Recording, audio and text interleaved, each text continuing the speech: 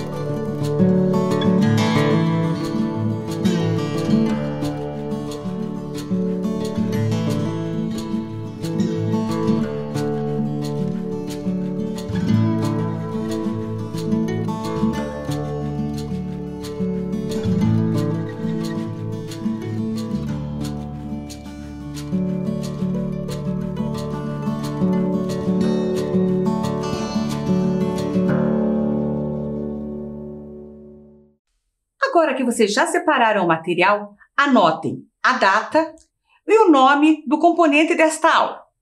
Mãos na Massa, Economia Doméstica. Vamos dar um tempinho para vocês fazerem os registros.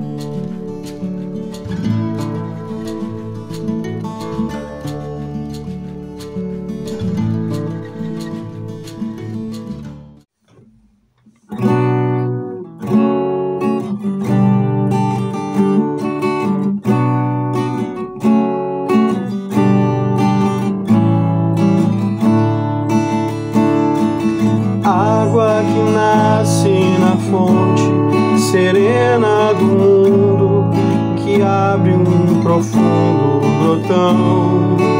Água que nasce inocente, riacho e deságua na corrente do ribeirão. Águas escuras dos rios que levam a fertilidade ao sertão. Águas que banham aldeias e matam a sede da população.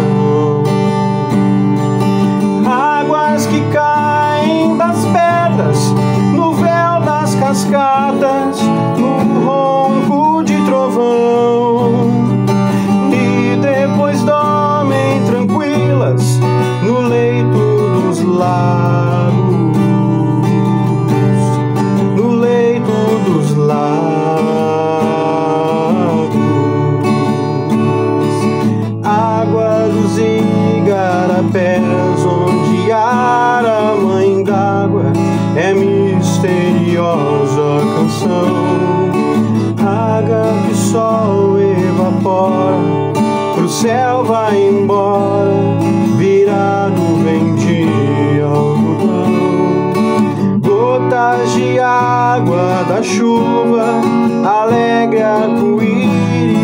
sobre a plantação. Gotas de água da chuva, tão tristes são lágrimas na inundação. Águas que movem moinhos são as mesmas águas que encharcam o chão e sempre voltam humildes pro fundo da terra, pro fundo da terra. Terra, planeta, água. Terra, planeta, água. Terra, planeta, água. Terra, planeta,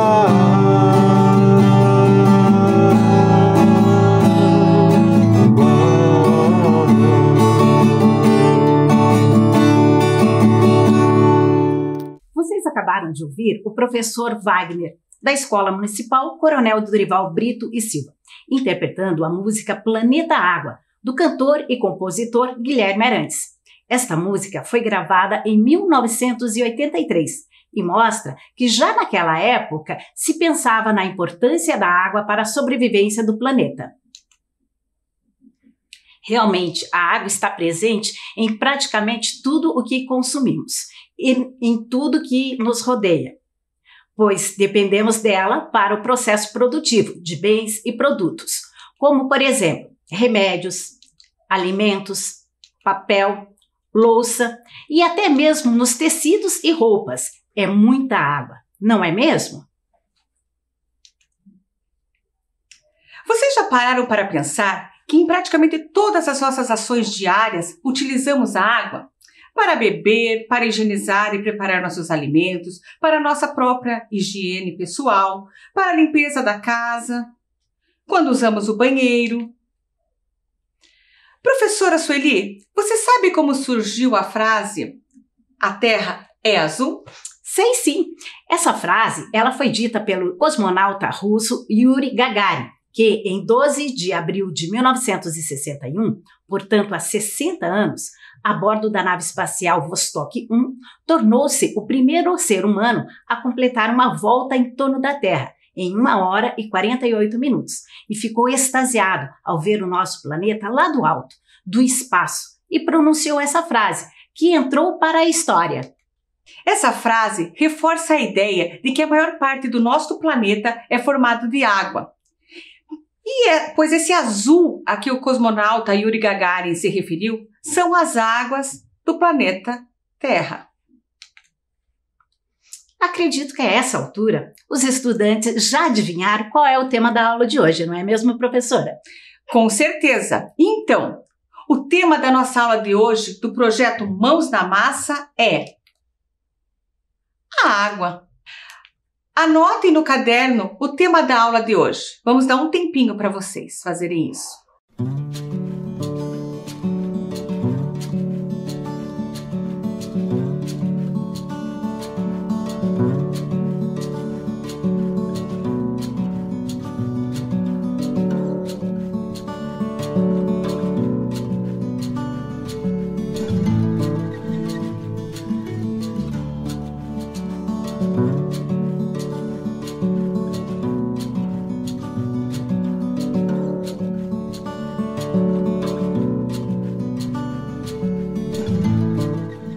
Agora que vocês já anotaram o tema, vamos refletir sobre a importância da água para a sobrevivência no planeta e do planeta. A água como fonte de vida.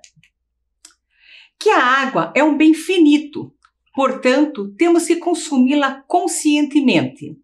E sobre fontes alternativas ao uso da água para a geração de energias. No momento Mãos na Massa, de artesanato, costura e customização, vamos fazer um porta-carregador de celular, utilizando um jeans antigo. Muito fácil e prático de fazer. Tenho a certeza que todos conseguirão realizar esta proposta. E o melhor de tudo é que praticamente não terá custo nenhum e vocês poderão ter uma peça exclusiva deixando com a sua cara. Já na prática de gastronomia, vocês aprenderão a fazer uma deliciosa sopa e terão algumas dicas de economia doméstica para poupar dinheiro e usar de forma consciente a água da limpeza da casa e na higienização de alimentos. Mas lembrem-se, as práticas mãos na massa deverão ser supervisionadas por um adulto, não é mesmo, professora Sueli? Com certeza. Eu estava aqui pensando, se a Terra é o planeta Água, por que tanta gente em vários lugares do mundo não tem água potável em casa? Inclusive aqui no Brasil, que tem tantos rios, florestas e até aqui em Curitiba estamos enfrentando há mais de um ano a falta de água, precisando inclusive fazer um rodízio. É uma coisa para se pensar. É preciso que vocês compreendam que a água potável é a água apropriada para o consumo, ou seja, livre de substâncias e organismos que possam trazer doenças. É a água que podemos beber, preparar nossos alimentos e dar para os nossos animaizinhos beberem, por exemplo. E apesar do nosso planeta ter mais água do que terra, nem toda a água pode ser consumida. Vamos explicar um pouquinho mais. Observem a imagem. Ela representa a quantidade de água do planeta Terra.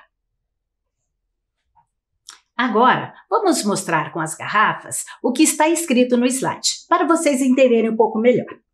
Imagine que esta garrafa que está cheia representa toda a água da Terra, ou seja, 100% da água da Terra está dentro desta garrafa. Só que nem toda esta água pode ser consumida, pois 97,5% da água é salgada, o que está sendo representado através desta segunda garrafa. Então, esta segunda garrafa representa a quantidade de água salgada da Terra. O que sobraria? 2,5% de água doce, de água potável, que estaria representado nesta terceira garrafa. E desta quantidade de água doce, mais da metade encontra-se no Polo Norte e Polo Sul, congelados, o que representaria 68,9% da água doce, o que estaria representado nessa quarta garrafa. Sobra 31,1% de água doce, que estaria no estado líquido. Então, nós teríamos apenas esta quantidade de água para ser consumida, para sobreviver. Mas deste total de água, nem todo está de fácil acesso. A maior parte encontra-se no subsolo. É a água subterrânea, não é, professora? Além da água para consumo ser pouca frente ao número de habitantes do mundo e da demanda do setor produtivo que não param de crescer, para que ela não acabe, para que ela se renove, dependemos de vários fatores que influenciam na sua disponibilidade, como fatores climáticos, as chuvas, por exemplo, né? Preservação das florestas, preservação dos rios, consumo consciente, investimento em obras públicas. Para algumas ações em nosso dia a dia, até podemos e devemos reaproveitá-la, mas para nosso consumo na alimentação, nem sempre poderemos fazer o reuso da água, não é mesmo? A água é fonte de vida de animais, vegetais e seres humanos. Sem ela, seria impossível viver. O corpo humano é composto de 60% a 70% de água.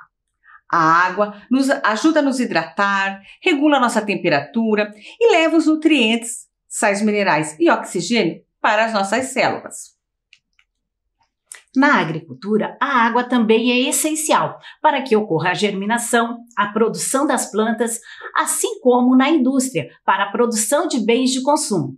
Infelizmente, a falta de água não é um problema local, e sim mundial. As nossas atitudes podem fazer a grande diferença com relação às questões ambientais. Por isso, precisamos consumir de forma consciente. É necessário o envolvimento de todos. Desde nós, os consumidores individuais, aos grandes consumidores, como as indústrias, os agronegócios, o setor público. Cada um fazendo a sua parte, poderemos reverter a atual situação. Com certeza, professora. E você sabia, professora Sueli, que por trás de um produto ou serviço, uma grande quantidade de água é utilizada e não percebemos? Isso é chamado de água virtual ou pegada hídrica, que é um indicador de uso de água doce que mostra não só o uso direto da água pelo consumidor ou produtor, mas também o seu uso indireto. Vamos dar um exemplo. Mas que tal um cafezinho quentinho, professora? Olha, que cairia muito bem, hein, professora Sueli? Vocês sabiam que na fabricação de uma xícara de vidro como esta aqui, alguns litros de água são utilizados? E que por trás desse cafezinho, cerca de 140 litros de água estão sendo consumidos? Essa informação foi divulgada no Fórum Mundial da Água, que aconteceu em 2012 na França. Mas vocês podem achar, como assim? Para fazer uma xícara de café, precisamos apenas de uma xícara de água. Mas é preciso compreender todo o processo.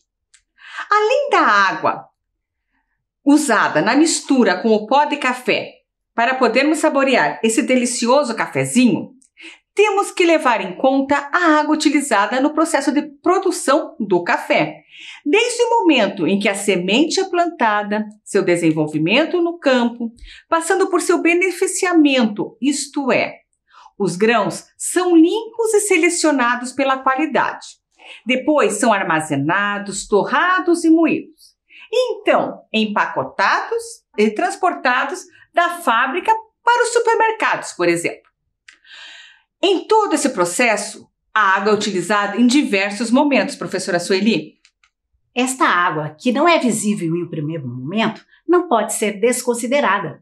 Assim, antes de consumirmos um produto ou serviço, precisamos pensar um pouco se realmente é necessário. Senão, estaremos desperdiçando uma quantidade de água que poderia ser economizada. Comprando e utilizando produtos nas quantidades suficientes para não sobrar, estaremos economizando. Pois naquilo que fazemos a mais e acabamos jogando fora, estamos também desperdiçando a água. Esta é a pegada hídrica ou água virtual da produção deste cafezinho. Vocês sabiam que para produzir uma calça jeans, em média, são utilizados de 5 a 6 mil litros de água, podendo chegar até 11 mil litros. Esta quantidade vai depender do tipo de lavagem que se pretende chegar na cor final. Como, por exemplo, estas calças jeans aqui. Vejam, esta mais clara precisou ser muito mais lavada do que esta que é mais escura. Logo, precisou de muito mais água na sua produção. Isto mostra a quantidade de água que é desperdiçada. Esta é a pegada hídrica na fabricação de calça jeans. É claro que as indústrias precisam utilizar água em seus processos produtivos. Mas é necessário que haja uma consciência socioambiental e que procurem reduzir os impactos de seus sistemas produtivos na natureza. Algumas indústrias já sinalizam para essa preocupação, captando água da chuva, fazendo o tratamento da água utilizada para reuso, cuidando da mata ciliar do entorno de suas fábricas, etc. Para preservarmos a água e o meio ambiente, de maneira geral, é imprescindível buscarmos mais reutilizar e reaproveitar tudo o que consumimos, porque além de fazer uma bela economia em termos financeiros, já que poderemos usar os mesmos bens de formas diferentes sem a necessidade de comprar mais itens, também estaremos economizando água, garantindo assim o futuro de todos os seres vivos do planeta.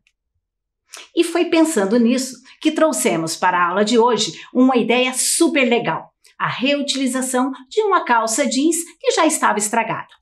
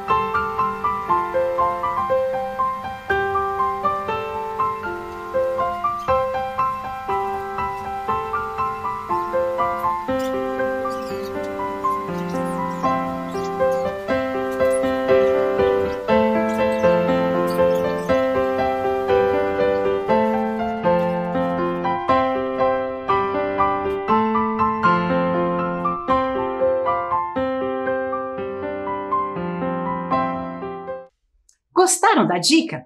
Então, com a mesma calça jeans, além deste porta-carregador de celular que foi feito no vídeo, foi feito também este avental, né, que foi exibido na aula da professora Maria Cristina. E também nós conseguimos fazer com o mesmo tecido ainda um lixinho para o carro, gastando praticamente quase nada. Desta forma, esta pessoa, além de receber um presente único, feito exclusivamente para ela, estará recebendo um produto que foi produzido pensando nas questões ambientais, inclusive a preocupação com o gasto da água. Que lindas peças, professora Sueli! Parabéns! Você aderiu a uma nova tendência mundial, o upcycling, que nada mais é que utilizar um material ou objeto, no caso a calça jeans, e dele criar novas peças. Dessa forma, você estará ajudando a preservar e respeitar o meio ambiente. Lindas novas peças. Agora, eu quero que vocês observem essas fotos da Cataratas do Iguaçu, um patrimônio natural de nosso estado, localizado na cidade de Foz do Iguaçu. Elas mostram bem a gravidade da crise hídrica que estamos vivendo. A foto da esquerda apresenta as cataratas com sua vazão de água normal, em julho de 2019. E a foto da direita, tirada em junho deste ano, revela a situação atual devido à falta de chuvas na região. Em Curitiba, estamos há mais de um ano convivendo com a falta de água frequente. Isto fez com que a Empresa de Saneamento do Paraná, a Sanepar, e as autoridades públicas determinassem um rodízio de água em nossa cidade e as cidades da região metropolitana. Mas será que é a primeira vez que acontece esta falta de água em Curitiba? Para responder a essa pergunta, professora Sueli, convido vocês a assistirem um vídeo produzido pela Câmara Municipal de Curitiba, que ilustra uma série de reportagens de Fernanda Fugiato sobre a crise hídrica na nossa cidade. Esta é a pior seca da história de Curitiba? Estamos enfrentando uma estiagem que começou no ano passado. O racionamento de água hoje está em 36 por 36 horas. E se não melhorarem as condições climáticas, deverá ser ainda mais rigoroso. Mas Curitiba já passou por apertos lá entre 1892 e 1897, quando não existia água encanada e a população usava fontes, chafarizes e poços. De acordo com o jornal A República, eram raras as fontes que não estavam completamente secas. Além disso, os fornecedores de água potável circulavam apenas pelo centro. Chamados de pipeiros, eles dependiam das fontes públicas para abastecer os barris e revendê-los em suas carroças de porta em porta. A primeira rede para levar água aos domicílios foi inaugurada em 1908, mas não foi o suficiente para, na década de 1930, amenizar a estiagem. No Diário da Tarde, a falta do líquido precioso foi noticiada em agosto de 1933. Com a medonha seca, de acordo com o jornal, mesmo nas proximidades do reservatório do Alto São Francisco, havia imóveis sem água nas torneiras há 4 dias e com os poços secos. Mas nada se comparou até então com a década de 1980. Parte da população da capital ainda dependia de poços e não tinha acesso à água encanada. Os prejuízos atingiram diretamente as lavouras e, como não havia vazão nos rios, faltou até energia elétrica para a piazada assistir a filmes como De Volta para o Futuro no videocassete e ouvir A-ha no rádio. Portanto, a seca de 1985 foi a pior, mas é necessário fechar o ano para verificar se 2020 vai tomar mais esta coroa de espinhos. O que fica é a mensagem de que é necessário economizar hoje para ter água amanhã. Câmara Municipal de Curitiba, aqui se constrói o futuro da cidade. Como vimos no vídeo, Curitiba já passou por outros momentos de crise hídrica, desde sua fundação até hoje. Nesta linha do tempo, foram destacados os principais marcos da história do saneamento em Curitiba. Mas você sabe o que é saneamento? Saneamento é o conjunto de ações que visam garantir o abastecimento de água de qualidade e em quantidade suficiente às necessidades, como a coleta e tratamento do esgoto e do lixo, e o manejo correto das águas das chuvas. O saneamento básico é um direito assegurado pela Constituição Federal e, assim como toda lei, para adquirir eficácia é primordial que todos os envolvidos cumpram com suas funções. Vamos analisar a linha do tempo. Em 1853 foi construído o Bebedouro do Largo da Ordem, a primeira preocupação em distribuir água para a população curitibana. Em 1908, as residências passaram a ter água canalizada e iniciou-se o tratamento de esgoto na capital paranaense. 1945 foi marcado pelo início do tratamento da água em Curitiba. Em 2020, Curitiba torna-se referência em saneamento básico, tendo 100% da água tratada e 96% de tratamento de esgoto, destacando-se assim entre as capitais brasileiras. Vocês viram na TV que, além da água, podemos ter também racionamento de energia elétrica? Sim, porque a energia que utilizamos vem do movimento das águas, que é captada pelas usinas hidrelétricas. No Paraná, temos a usina Itaipu Binacional, que é líder em produção de energia. Porém, faltando água, não há como manter esta geração. Mas existem outras alternativas para a geração de energia, que não dependem da água e são consideradas energias limpas e renováveis. Os dois exemplos mais conhecidos de energias limpas e renováveis são a energia solar e a energia eólica. A energia solar é aquela que vem da luz do sol, é captada por meio de estações de captação ou painéis solares. Não traz danos para o ambiente e representa uma opção bastante viável para o problema da energia elétrica. É utilizada principalmente para o aquecimento de água e a obtenção de eletricidade. A energia eólica é a energia dos ventos, gerada por meio dos aerogeradores, onde a força dos ventos é captada por hélices ligadas a uma turbina que aciona um gerador elétrico. Curitiba, mais uma vez, dá exemplo a outras capitais e cidades brasileiras e já está investindo nessas energias alternativas. Um exemplo é a sede da prefeitura, onde foram instalados painéis solares. Além dos benefícios para a natureza, estima-se que a economia com a conta de luz da prefeitura seja de algo em torno de R$180 mil por ano. Consumindo com consciência, vai ter água para todos. E na cozinha da sua casa, como está sendo o consumo da água? Dá para economizar? A professora Kátia, da Escola Municipal Maria Clara Brandão Tesseroli, dará algumas dicas super bacanas sobre como economizar água e, consequentemente, dinheiro na cozinha. E também vai ensiná-los a fazer uma deliciosa sopa. Vamos a mais um momento Mãos na Massa. Olá, estudantes! Eu sou a professora Kátia e hoje vamos aprender uma receita de sopa nutritiva que contempla o aproveitamento de água. Como vocês sabem, a água é um elemento fundamental em nossas vidas. Ela é importante para o bom funcionamento do organismo, ajuda a regular a temperatura corporal, auxilia na digestão e na eliminação de toxinas. Portanto, temos que tomar água na medida certa e em todas as estações do ano. E já que estamos no inverno, por que não garantir parte da nossa necessidade diária por água ingerindo sopas? Vamos aprender essa receita? Vejam que eu deixei todos os ingredientes separados aqui na bancada. Eles estão todos picadinhos e ao alcance da mão. Isso facilita muito o trabalho na cozinha. E aqui do ladinho está uma água que será a grande estrela da nossa receita de hoje. Ontem eu fiz maionese e guardei a água do cozimento dos meus legumes para fazer uma sopa nutritiva hoje, tá? É muito importante que vocês guardem essa água na geladeira em um pote com tampa, de preferência de vidro. Isso vai evitar que a sua água estrague. Notem que esta água ela tem uma cor um pouco escura.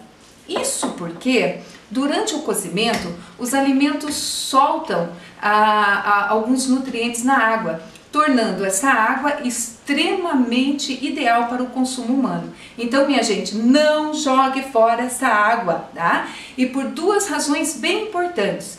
Vocês estarão jogando fora nutrientes que são importantes para o organismo de vocês, né? E segundo, vocês estarão desperdiçando água, porque estima-se que as pessoas gastam entre 5 e 8 copos de água para cozinhar esses alimentos. Portanto, aproveitar essa água é uma dica bem bacana de economia, não é?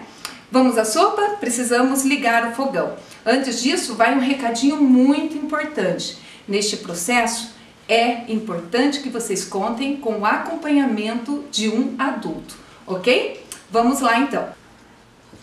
Ok, então vamos começar ligando o fogão. Vamos colocar um pouquinho de óleo. A cebola e o alho picadinhos. Sal a gosto. Do reino.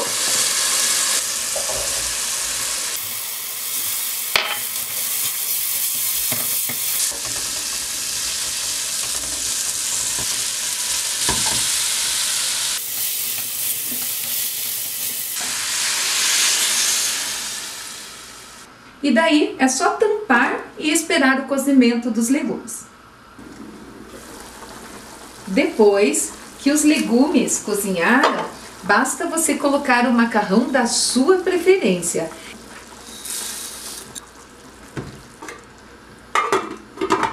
Agora nós vamos tampar e esperar o macarrão cozinhar e daí a nossa sopa estará pronta.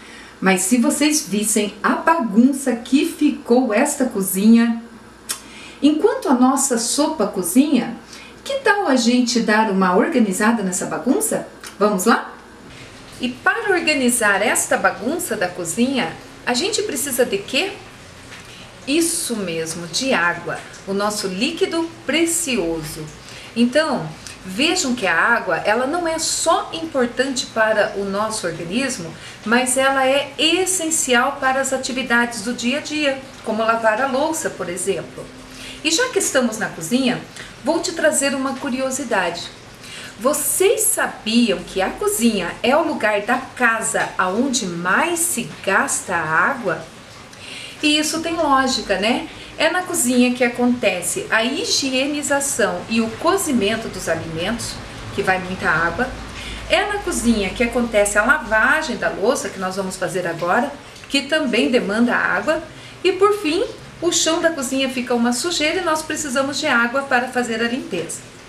Portanto, gente, aprender a usar a água com moderação é muito importante, porque você colabora com o meio ambiente, você faz economia doméstica e você resolve parte dos problemas causados pela crise hídrica.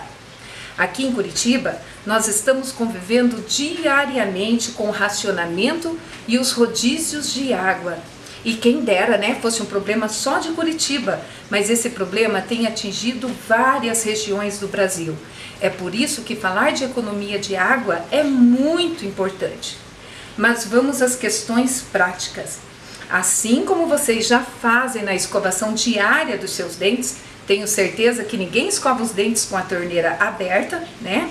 A regra de ouro aqui na cozinha é não ensaboar e não esfregar a louça com a torneira aberta, pois isso gasta um absurdo de água. Mas tem como lavar a louça sem gastar tanta água? Tem sim, e isso se chama gestão inteligente da água. E sobre isso nós vamos abordar duas questões agora. Primeira questão, no momento da lavagem da louça, vocês precisam seguir alguns passos importantes. Primeiro passo, vocês precisam retirar todo o resíduo e resto de alimentos que ficaram nos pratos. Então vamos começar aqui, né? Tem bastante resíduo, né? Então o resto de alimento a gente vai tirar. Vamos juntar tudo. Depois disso, vocês vão separar as louças, né, por categoria. Então nós vamos separar aqui os copos, os talheres, os pratos e por fim as panelas, tá? Ou seja, nós estamos fazendo uma divisão, uma separação das louças menos sujas às louças mais sujas. Então vamos lá, vamos colocar aqui os copos, todos no mesmo espaço, né? Nós não temos prato hoje, que delícia, né? Vamos usar só esses bowls, os talheres aqui do ladinho. E não tem panela, né? Porque a nossa panela está ainda com a sopa, vou lavar a panela depois, tá? Terceiro passo, vocês vão pegar uma bacia de um tamanho bom, tá? Não precisa ser uma bacia gigante e não precisa encher a bacia. Então vamos lá, colocamos aí 1/3 dessa bacia, uma bacia grande, né? Vamos dissolver um pouco de detergente e vamos colocar então as louças de molho nessa água, começando sempre pelas louças mais limpas, que no nosso caso aqui são os copos, tá? Agora nós vamos pegar a bucha, né? Arregaçar minha manga e vamos fazer a limpeza, tá? Então vamos esfregar aqui nessa água. À medida que formos esfregando, a gente coloca no fundo da cuba para que depois a gente possa fazer o enxágue dessa louça.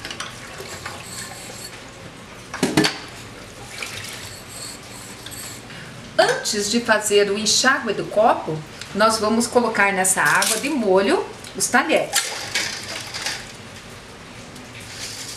E agora nós vamos fazer o enxágue, tá?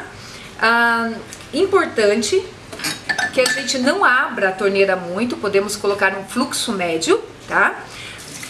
Então, conseguirem comprar um aerador ou aquela peneirinha que a gente acopla no bico da torneira, isso vai te dar uma sensação de jato maior, tá? É uma boa dica também. Vamos agora aos talheres.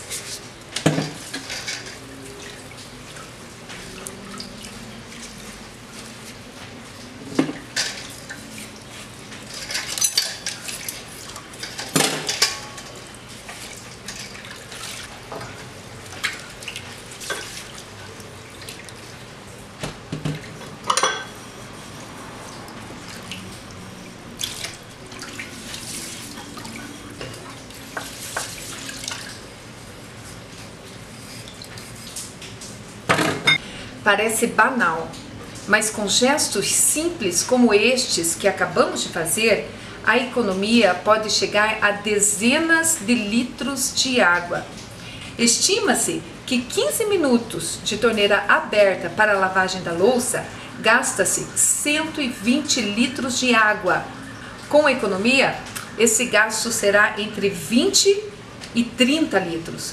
Perceberam a diferença? Segunda questão. Vocês podem aproveitar a água da cozinha para outras tarefas do dia a dia. Vou dar um exemplo simples. Eu preciso lavar esta couve para fazer um suco verde mais tarde. Não tem outro jeito. Eu vou ter que abrir a torneira e lavar folha por folha. Mas a dica de economia é não deixar a água da lavagem da couve ir ralo abaixo, mas armazenar esta água numa bacia. Tá? Então vamos lá, lavando direitinho, não precisa abrir muito a torneira. Lava dos dois lados para você tirar todas as impurezas e micro-organismos. Vejam a água que eu usei para lavar apenas essas couves, né? O que eu tenho aqui? Umas 5 folhas de couve. E o que eu vou fazer com essa água suja? Vou jogar fora? Não. Eu vou aproveitá-la para regar as plantas da casa, sobretudo as plantas do vaso, tá? E melhor, sem precisar abrir a torneira ou sem precisar abrir tanto a torneira. Mas será que a nossa couve está higienizada? Não. Infelizmente, os alimentos que nós consumimos crus necessitam de um cuidado maior. E a orientação é que a gente deixe de molho numa solução clorada. E como que se faz uma solução clorada? Muito simples. Como eu tenho pouca couve, vou usar apenas 1 litro de água. Para cada 1 litro de água, eu vou dissolver 1 colher de sopa de água sanitária. Dou uma mexidinha.